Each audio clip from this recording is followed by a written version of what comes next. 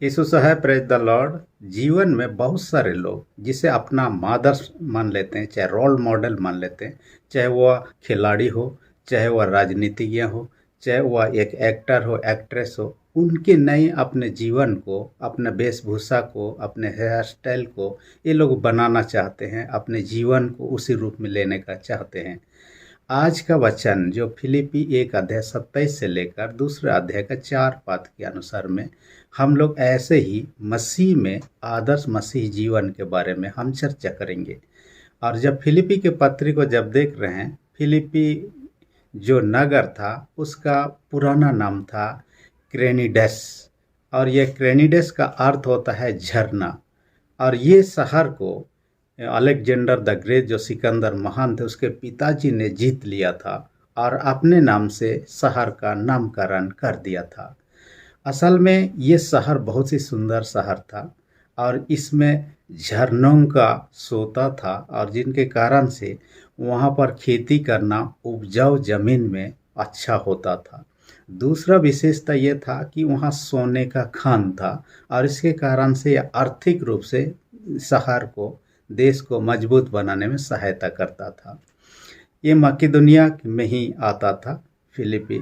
और हम जानते हैं तीसरा विशेष बात जो है शहर का है, वो तो है पहाड़ से दो तरफ घिरा हुआ है और दो तरफ नदी या समुद्र से घिरा हुआ है, जिनके कारण से उनको बाहरी शत्रुओं से सुरक्षा मिल जाता था। यानी यह सेफ्टी का जगह था, बहुत ही सुंदर जगह। और जो पहाड़ था दो तरफ से घिरा होता, उस पहाड़ का नाम था पेगीमस। और जो नदी था जिनको दो तरफ से घिरा हुआ था शहर को, उसका नाम था सेट्रोमान और नेस्टोस। ये दो नदी था।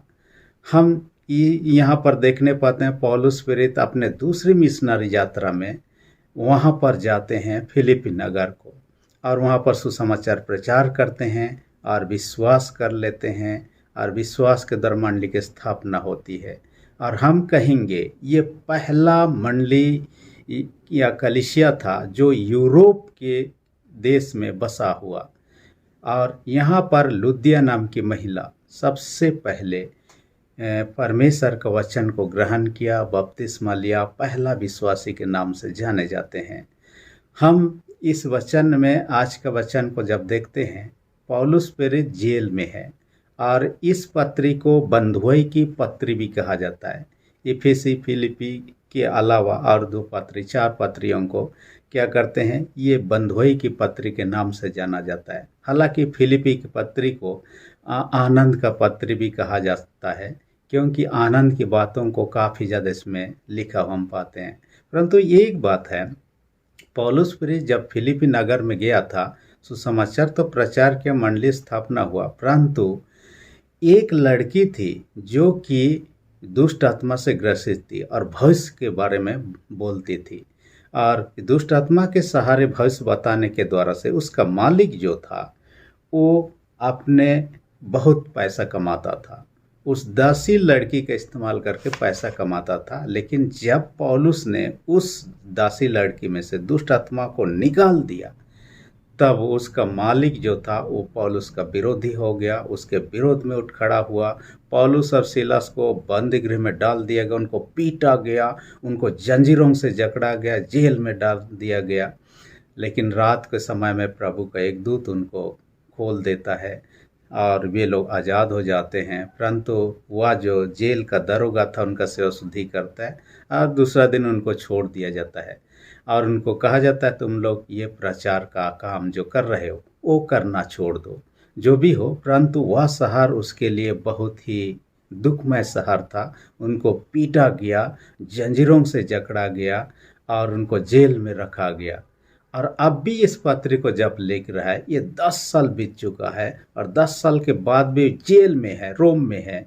लगभग 60-61 ईस्वी लगभग में ये पत्री को वहाँ पर लिखता है।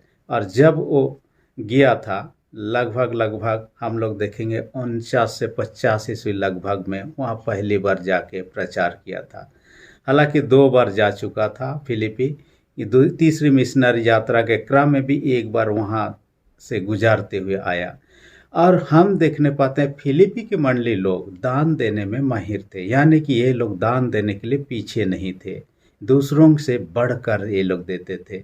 यरूशलेम के लोगों को सहायता के लिए उन्होंने पहले ही दान दे चुका था।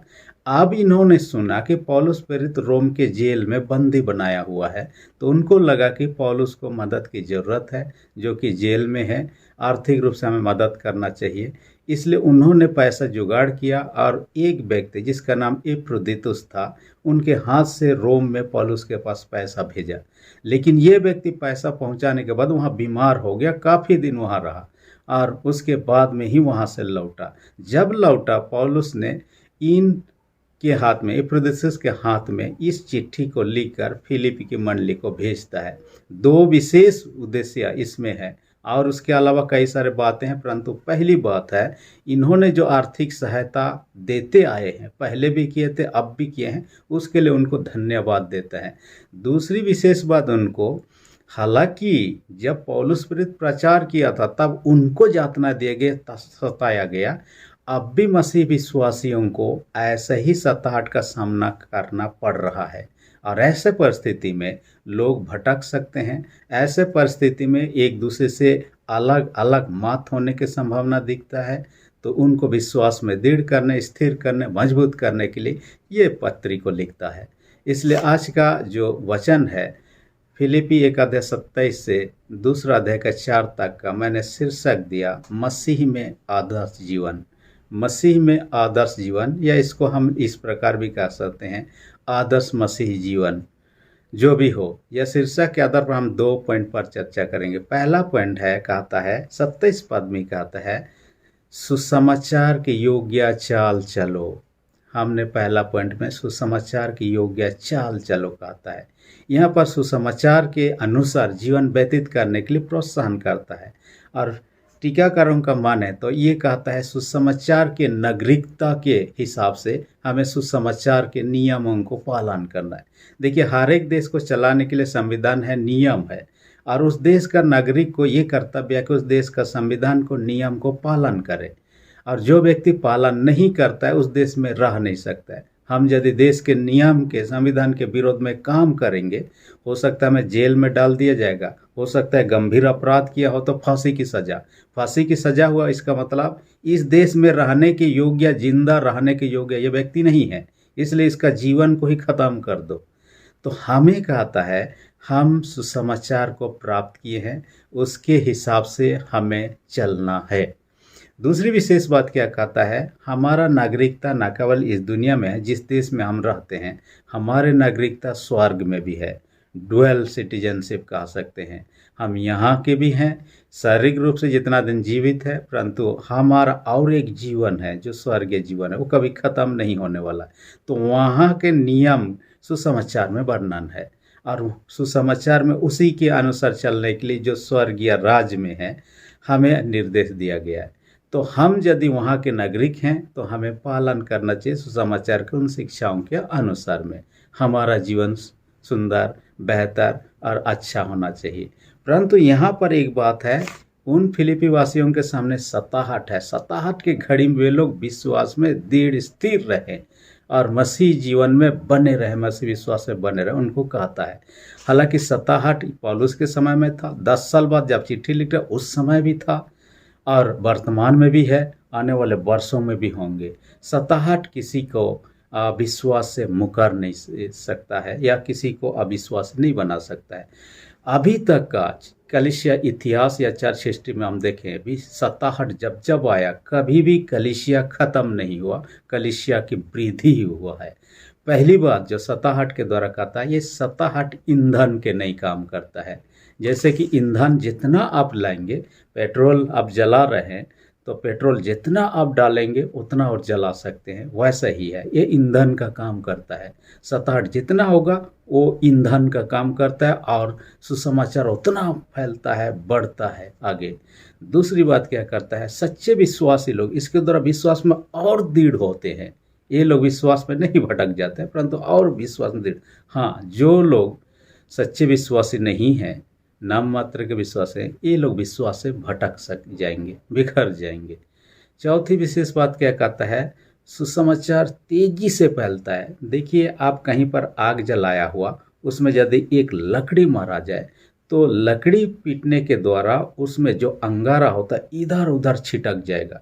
छिटकने के बाद जहाँ भी गिरेगा वहाँ यदि पत्ता हो, घास हो, उनको जलाना शुरू करेगा। पहले तो एक जगह जलता था, हमने जैसे मारा लाठी तो छिटक गया और दूसरे दूर दूर जगह में जलना शुरू हो गया। मसीही विश्वासियों का जीवन ऐसा ही शुरुआत है दिखने में। जब जब सत्ता हटाया ये लोग इधर उधर भागते गए, लेकिन जहाँ भी गए वहाँ मसीही लोगों का संख्या में वृद्धि होने लगा, सुसमाचार फैलने लगा। इस कारण से यीशु का चेलों को देखिए, सारे चेले लोग अलग अलग देश में जाकर सुसमाचार प्रचार किए, जिसमें से भारतवर्ष में जोना भी आया। तो हाँ, दूसरी आखिरी बात जो कहता है, ये जो सताहट के समय जो व्यक्ति विश्वास में दृढ़ रहता है वो व्यक्ति दूसरों के लिए रोल मॉडल होता है, आदर्श बनकर रहता है।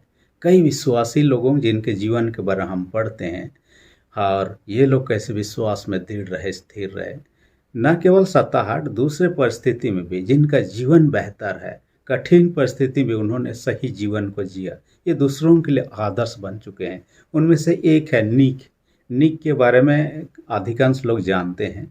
ये अपाहिज हैं, जन्म से ही ऐसा था, उनके हाथ पैर नहीं के बराबर, जो है छोटा छोटा है।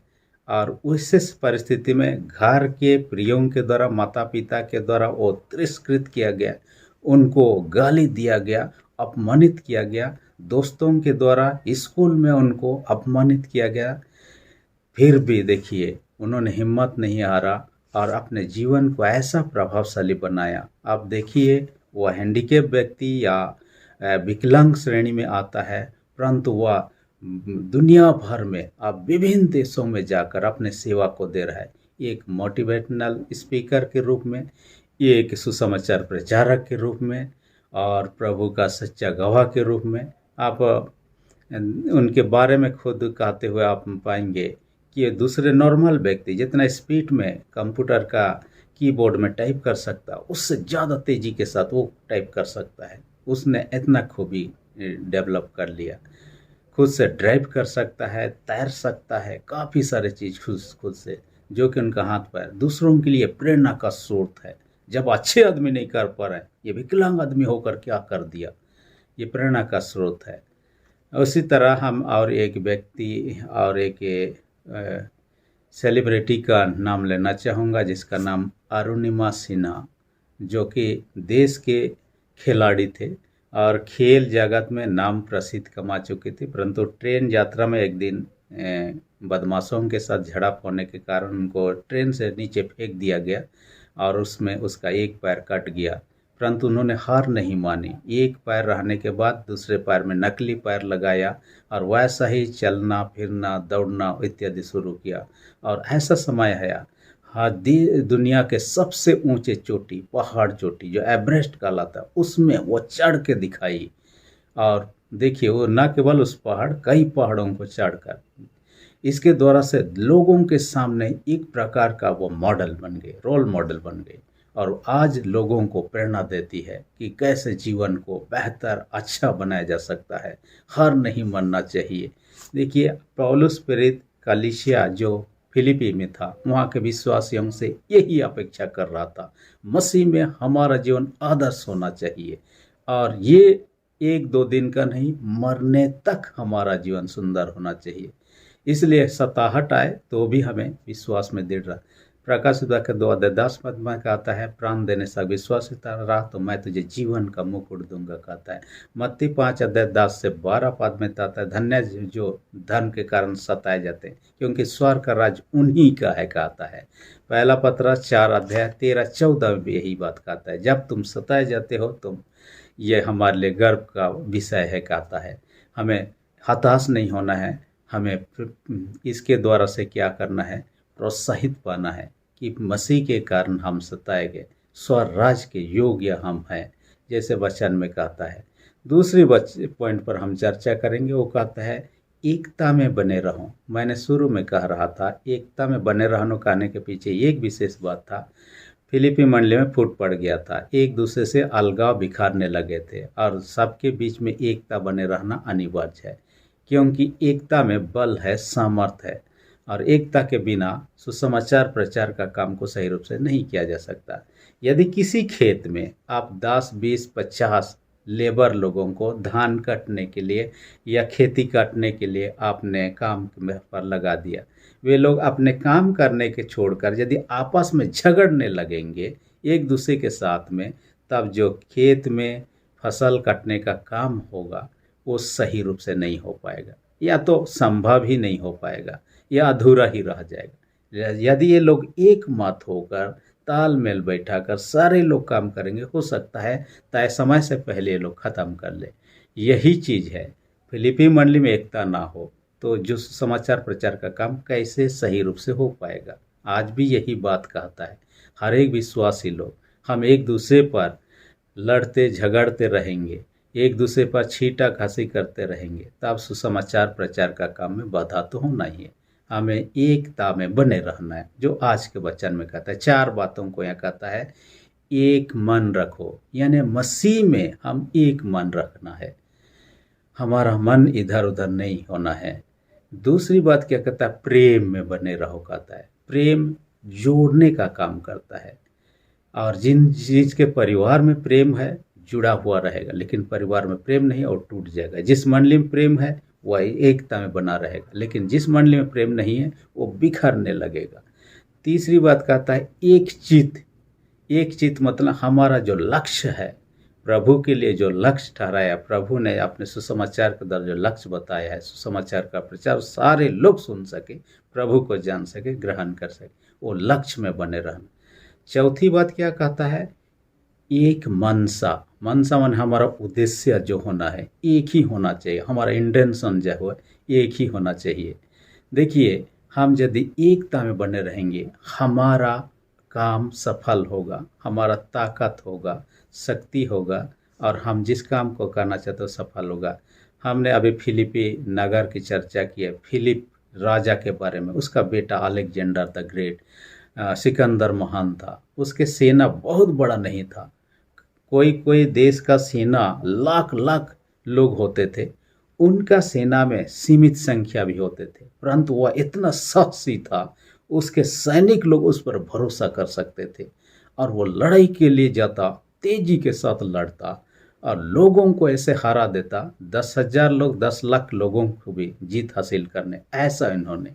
तो उनमें एकता था और उनके सैनिकों में डिसिप्लिन था, और ये लोग कैसे लड़ना ये जानते थे। तब ये लोग इस कारण से जितना भी लड़ाई लड़ा, 20 साल से लेकर राजा बनने से लेकर जितना भी लड़ाई लड़ा, सारे लड़ाई में जीत हासिल किया। आज भी यदि सुसमाचार का प्रचार कर, हमें एक दूसरे के साथ बने रहना।